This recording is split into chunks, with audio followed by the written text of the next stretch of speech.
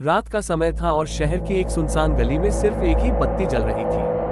उस गली में कुछ अजीब सा था, जैसे कोई अदृश्य शक्ति वहां पर मौजूद हो। लोग उस गली से गुजरने से डरते थे, क्योंकि वहां से कई लोगों के गायब होने की खबरें आई थी। अमित एक साहसी युवक था जो इस रहस्य को सुलझाना चाहता था। एक रात जब पूरा शहर सो रहा था, अमित ने उस गली का रुख किया। उसकी जेब में एक टॉर्च और एक छोटा सा चाकू था। गली में घुसते ही उसे एक ठंडक महसूस हुई, जैसे कोई उसकी रीढ़ की हड्डी में सुई चुभा रहा हो। जैसे जैसे वह आगे बढ़ा, उसे अजीब अजीब आवाजें सुनाई देने लगी। अचानक टॉर्च की रोशनी में उसे एक परछाई दिखी। वह परछाई तेजी से उसकी तरफ बढ़ने लगी। अमित ने हिम्मत जुटाई और चाकू को कसकर पकड़ा, लेकिन जैसे ही परछाई उसके करीब आई, वह गायब हो गई। अमित ने सोचा कि यह उसकी कल्पना का ही खेल था। वह आगे बढ़ा तो उसे गली के आखिरी छोर पर एक पुराना और टूटता फूटता हुआ घर मिला। उसने दरवाजा खोला और अंदर झांका।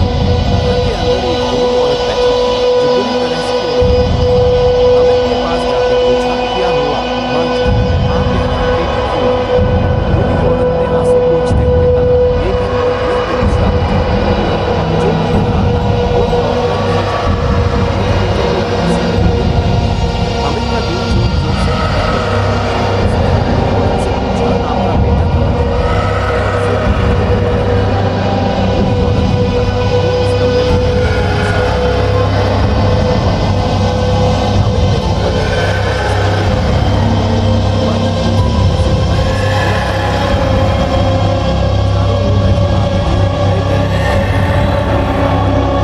अमित ने जल्दी से टॉर्च जलाया और देखा कि वो बूढ़ी औरत नहीं थी। वह बूढ़ी औरत का बेटा था। अमित ने उसे धीरे दौड़ाने की कोशिश की, लेकिन वही कमरे था, वो धीरे धीरे सिकुड़ रहा था। उसने धीमी आवाज से कहा,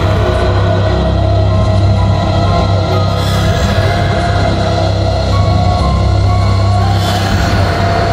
बूढ़ी औरत ने उसे पीछे की तरफ खींचा, हाथ लिया और कहा, तुम्हारी हिम्मत ने हमें इस श्राप से मुक्त कर दिया।